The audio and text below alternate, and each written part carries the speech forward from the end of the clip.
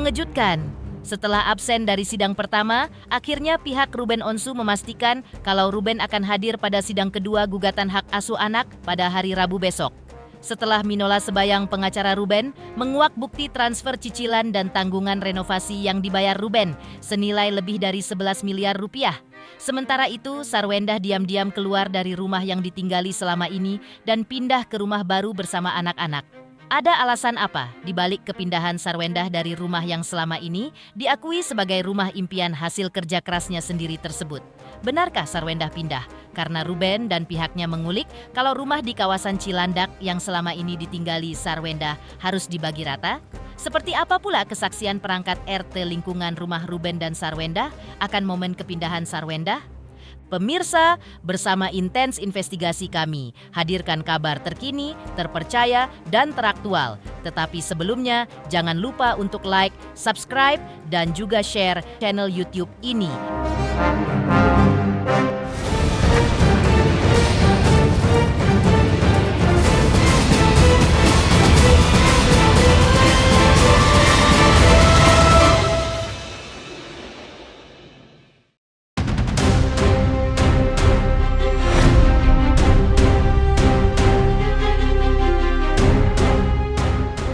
Mengejutkan.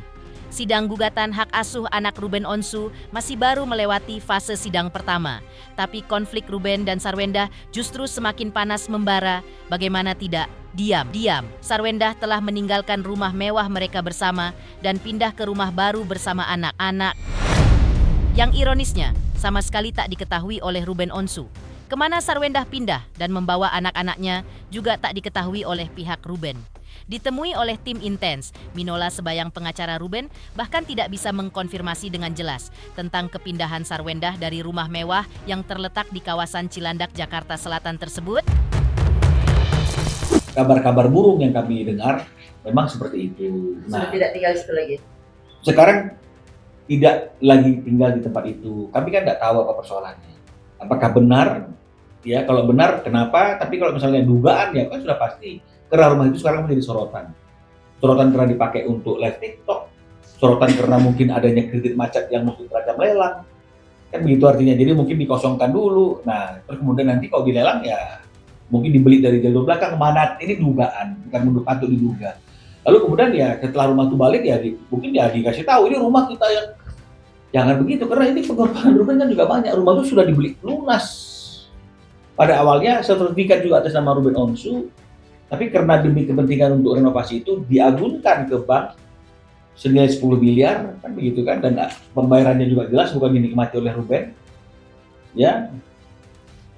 Dan buktinya juga ada dibayar tiap bulan 379 juta, hanya baru beberapa lama inilah tidak dibayarkan, ya karena banyaknya keuangan yang tidak terkontrol. Makanya Ruben minta perincian, ayo dong perincian kamu untuk anak-anak ini, realnya mana? Tidak dikasih. Kok masih ada kartu kredit lagi? Mana dong perincian yang nggak dikasih? Ya lelah lah Ruben. Sana dibayar, situ dibayar, perincian nggak pernah ada. Ya Ruben, anak nggak pernah diberikan jadwal. Ya Ruben tentu sebagai manusia biasa dia juga ada batas kemampuannya. Ya, rumah yang kini telah ditinggal oleh Sarwendah tersebut memang meninggalkan jejak carut-marut dan tegangnya konflik antara Ruben dan sang mantan. Tak banyak yang tahu, jika rumah mewah yang sering diakui Sarwendah sebagai rumah impiannya tersebut hingga kini masih berstatus sebagai objek sengketa perdebatan harta gonogini dengan Ruben Onsu. Karena kontras dengan klaim Sarwendah tentang rumah tersebut, Minola sebagai pengacara Ruben bahkan membeberkan bahwa selain rumah tersebut dibeli atas nama dan uang Ruben Onsu, tapi biaya renovasi rumah di kawasan Cilandak, Jakarta Selatan itu juga dibangun atas uang Ruben. Sebagai buktinya, di hadapan tim intens Minola bahkan menjabarkan sederet bukti transfer uang dari rekening Ruben untuk ayah Sarwendah selaku kontraktor renovasi rumah yang secara mengejutkan menguras biaya fantastis, tak tanggung-tanggung berjumlah lebih dari 11 miliar rupiah. Terkait dengan masalah rumah tersebut banyak berita yang simpang siur, ya. Karena S juga mengatakan dia juga punya andil atas rumah tersebut, orang tuanya juga punya andil, juga ada orang yang mengatakan sebagai keluarga itu uang dari kantornya. Jadi kami ingin mengklarifikasi ya. Jadi rumah tersebut itu dulu itu pertama kali dibeli oleh Ruben Onsu, ya, ketika masih terikat dalam perkawinan dengan S. Rumah tersebut dibeli oleh Ruben Onsu dan sertifikatnya juga sudah milik nama itu atas nama Ruben Onsu. Sebenarnya Ruben tidak ingin buru-buru rumah itu langsung direnovasi, ya, karena kan kalau bicara masalah renovasi kan ini bicara mengenai masalah ongkos biaya yang tidak sedikit, ya. Tapi karena ada keinginan yang begitu besar dari S yang terus-menerus ingin rumah itu direnovasi, dan kemudian beberapa kali Ruben juga diundang untuk meeting dengan kontraktornya untuk bicara tentang rumah tersebut. Di awal-awalnya, meskipun kemudian kalau menurut Ruben Onsu setelah itu dia tidak pernah lagi dilibatkan dalam proses meeting dengan kontraktornya, ya. Dan sebagai informasi, kalau tidak salah kemarin dikatakan bahwa yang menjadi kontraktor dari renovasi itu adalah orang tuanya S sendiri, ya, S, ya, orang tua S sendiri, ya. Nah, jadi nilai renovasi itu, ya, lebih kurang, ya, di luar biaya yang lain yang mungkin kalau diperinci itu tidak bisa diperinci dengan tepat, ya. Tapi ada biaya-biaya lain juga, kemudian mungkin juga ada kalau pengisiannya itu ada endorse dari Ruben, ya, ada juga sebagian kecil endorse dari S, dan kemudian juga ada dibayar langsung dengan uang Ruben tentunya pada waktu itu. Tapi paling tidak biaya untuk melakukan perbaikan renovasi atas rumah itu mencapai lebih kurang 11 miliar. Untuk kepentingan renovasi tersebut, maka rumah ini, sertifikat rumah ini diagunkan ke bank. Ya, jadi disekolahkan ke bank, di KPR-kan lagi ke bank, ya, agar ada biaya yang dipakai untuk melakukan perbaikan atau renovasi. Ya, nilai yang dipakai atau yang dipinjam untuk proses renovasi itu lebih kurang 10 miliar lebih. Menghindari fitnah, ya, bukan kami ingin menjelekkan, mohon maaf, bukan ingin menjelekkan, bukan ingin membuka aib siapapun, tapi ini adalah untuk mengklarifikasi karena banyaknya berita yang simpang siur. Bahkan ada beberapa keterangan podcast yang disampaikan oleh S seolah-olah rumah itu adalah rumah yang hasilnya dia, kan begitu, ya, atau mungkin dia punya peran yang cukup besar bersama dengan keluarganya. Jadi kami harus katakan bahwa memang keluarganya memang ikut terlibat, ya, karena ikut mengambil bagian dalam proses renovasi tersebut sebagai kontraktornya, dan pembayarannya secara bertahap. Ini ada bukti pembayaran, ya, yang dilakukan secara bertahap oleh klien kami Ruben Onsu kepada Henry Lo. Ini orang tua S, ya, almarhum, ya. Jadi sekali lagi mohon maaf, bukan ingin membuka aib atau apa, tapi ini kami harus jelaskan agar tidak menjadi fitnah di area publik, karena sudah banyak yang berita-berita simpang siur tentang rumah tersebut, ya. Jadi ini finishing, ya, ditransfer 250 juta dan pentransferan itu rutin 250 juta lagi, ya, terus seperti itu sebanyak 41 kali transferan. Total dari pembayaran yang dilakukan oleh Ruben Onsu untuk perbaikan rumah tersebut itu mencapai 11 miliar 115 juta. Ya, 11 miliar 115 juta 325.000 rupiah. Dari biaya fantastis belasan miliar yang telah dikeluarkan Ruben Onsu itulah mencuat tanda tanya. Lantas, rumah mewah di kawasan Cilandak tersebut milik siapa? Yang jelas, pihak Ruben menggulirkan bahwa jika Sarwendah ingin memiliki rumah mewah tersebut, mantan istri Ruben ini harus membayar setengah dari nilai aset yang telah dikeluarkan Ruben Onsu. Yang kita bicarakan itu kalau memang misalnya S ingin memberikan bantuan dan melunasi, menyicil sisa kewajiban itu ke bank, ya kita bilang ya silakan saja. Tapi jangan katakan itu adalah miliknya. jerih payahnya kalau misalnya kemudian dengan membayar kewajiban yang sisa ini, terus kemudian itu diklaim sebagai miliknya gitu. Karena Ruben nggak mau anak-anaknya nanti diinformasikan yang salah gitu. Karena selama ini Ruben juga khawatir anaknya juga paham nggak apa yang terjadi gitu. Anaknya paham nggak bahwa ada uang nafkah. Nah jadi Ruben khawatir kalau nanti kemudian misalnya suatu saat sesuatu yang disiapkan oleh Ruben untuk anaknya itu kemudian dikatakan ini hasil mama sendiri.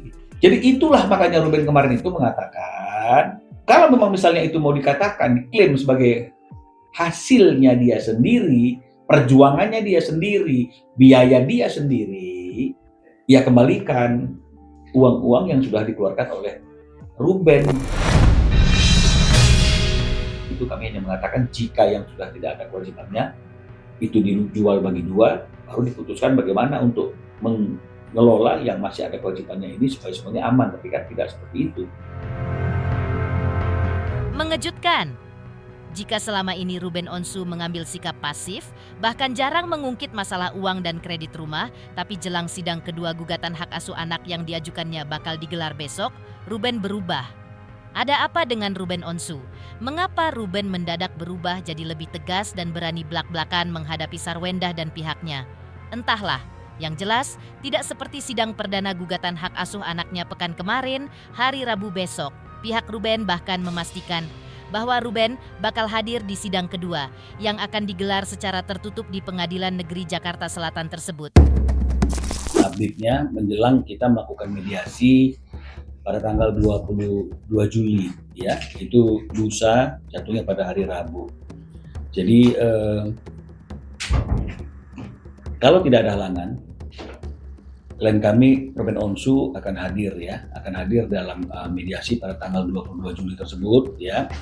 Karena memang seperti yang saya katakan beberapa waktu yang lalu, sebaiknya dalam mediasi itu kedua para pihak atau kedua prinsipal ini hadir agar bisa dimediasi oleh mediator. Tapi tidak merupakan satu kewajiban untuk hadir. Jika ada halangan atau sesuatu lain hal yang membuat dia tidak bisa hadir, maka dia cukup diwakilkan oleh kuasa hukumnya dengan surat kuasa khusus dan atau mungkin dilakukan pemanggilan pembicaraan secara video call. Tapi pada tanggal 22 ini kami sudah sampaikan tentang jadwal sidangnya. Mudah-mudahan kalau tidak ada halangan Ruben akan hadir. Itu yang pertama ya, untuk menjawab agar jangan sampai ada orang-orang yang mencoba menghakimi Ruben Onsu atas ketidakhadirannya pada sidang pertama itu sebagai pengecut atau tidak serius dalam memperjuangkan hak anaknya. Sementara Ruben Onsu dan pihaknya semakin siap menghadapi sidang kedua gugatan hak asuh anak, lain halnya dengan Sarwendah. Sarwendah yang sempat menghilang dari ranah sosmed sejak menuai gonjang-ganjing terkait konfliknya dengan Ruben Onsu mencuat, mendadak aktif kembali.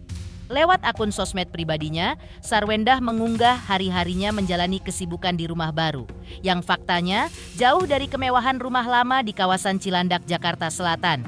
Bahkan untuk tidur pun, kini Sarwendah satu tempat tidur bersama kedua anak-anaknya. Hai, ada yang banget. Hari ini adalah hari pertama anak-anak sekolah. So, let's go. Anak-anak masih tidur. Kita siap ke dapur.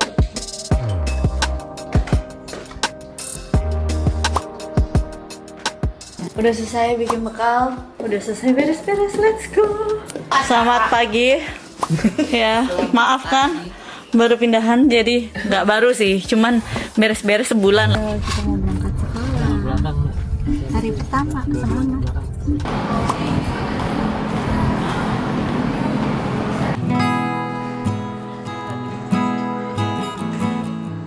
Oke, selesai hari ini dan aku masih ada kegiatan lagi, jadi langsung lanjutkan kegiatan. Sarwendah pindah bersama kedua putrinya, tapi benarkah Betran Putra Onsu alias Onyo bahkan sama sekali tak tahu dan tak dikabari? Mungkinkah Onyo telah benar-benar putus komunikasi dengan Sarwendah? Pemirsa Intens Investigasi, jangan lupa saksikan terus Intens Investigasi dan pastikan jangan lupa untuk like, subscribe, dan juga komen.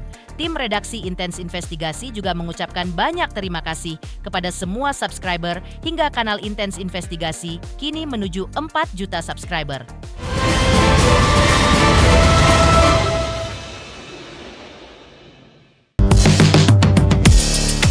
Aksi Sarwendah yang diam-diam keluar dari rumah dan pindah ke rumah baru jelang sidang kedua gugatan hak asuh anak Ruben Onsu digelar masih menyisakan cerita mengejutkan.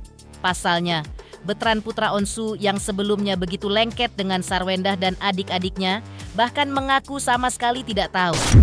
Saat ditemui tim Intens, Onyo mengaku sama sekali tidak tahu jika Sarwendah mengunggah video hari perdananya mengantar adik-adiknya balik ke sekolah dari rumah baru di akun sosmednya yang sontak saja menjulangkan tanya, mungkinkah Onyo telah benar-benar putus komunikasi dengan Sarwendah sehingga tidak mengetahui kepindahan adik-adiknya?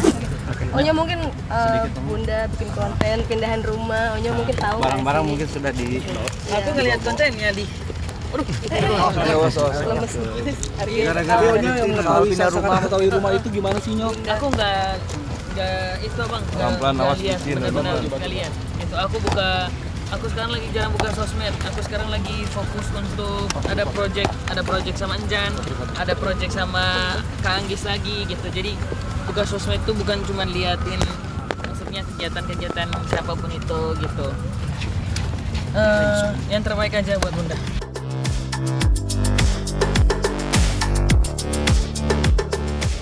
Ya, sejak memutuskan untuk pindah ke rumah Ruben Onsu, hubungan Onyo dengan sang ibu angkat memang sudah diguncang kabar retak. Yang pasti, kini Onyo lebih antusias membuka kabar tentang Ruben sang ayah angkat daripada kabar seputar sang bunda angkat dan pacar barunya. Aku baik-baik aja, dia baik lah, dia segar, dia sehat selalu gitu. Gitu aja sih. Dikitnya mungkin si Gio Itu kan aja, juga tunggu 5 menit ya. udah minta maaf nih Nyo di medsos. Siapa? Gio. Aduh, abang. Mungkin Kalau seperti untuk apa masalah itu, bener aku nggak lihat. Abang ngomong kayak gitu, minta maaf gimana? Nggak, minta maaf copet, klarifikasi lah. Oh, sorry, aku bener-bener nggak lihat juga. Enggak.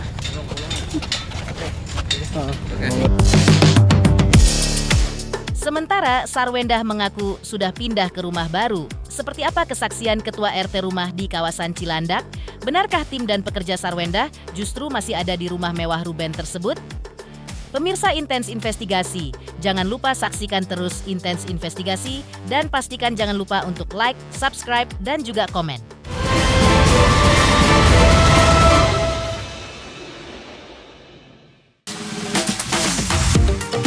Langkah mengejutkan Sarwendah yang diam-diam meninggalkan rumah Cilandak dan pindah rumah baru jelang sidang kedua gugatan hak asuh anak Ruben Onsu pada hari Rabu besok masih menyisakan babak kejutan baru. Bagaimana tidak? Sempat diguncang rumor terancam disita akibat hutang bank, kepindahan Sarwendah dari rumah Cilandak itu pun menjulangkan tanya, mungkinkah Sarwendah takut dan menghindari aksi sita dari pihak yang berwenang? Hingga memutuskan pergi lebih awal dari rumah yang masih berstatus sebagai objek sengketa perdebatan harta gonogini dengan Ruben Onsu itu? Yang jelas, ketika tim Intens berusaha menemui ketua RT setempat, ketua RT di kawasan rumah Ruben tersebut mengaku belum ada pihak bank yang mengirimkan surat resmi. Belum datang ke RT, biasanya kan memang kalau untuk lelang, biasanya bank-bank itu mendatangi entah pejabat pihak terkait dengan lingkungan ya, ketua lingkungan. Tapi belum sih, bank-bank belum datang ke sini, somasinya juga belum ada. Gitu. Jadi kita nggak tahu bank mana.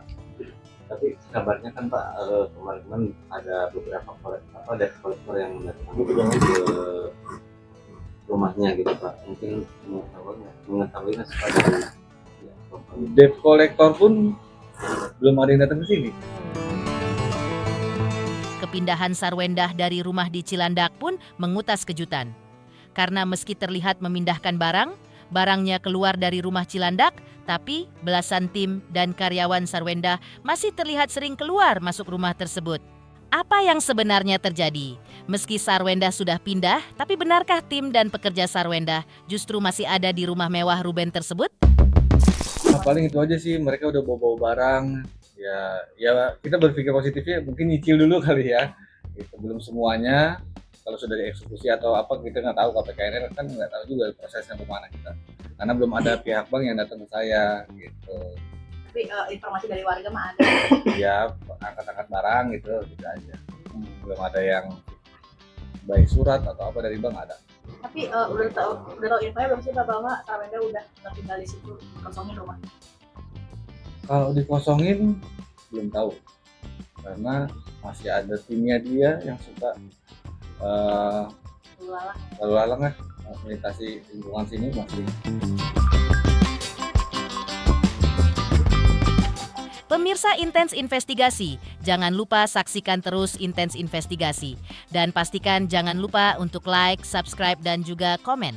Terima kasih juga atas kesetiaan pemirsa atas pencapaian jumlah subscriber yang kini menuju 4 juta subscriber channel Intens Investigasi.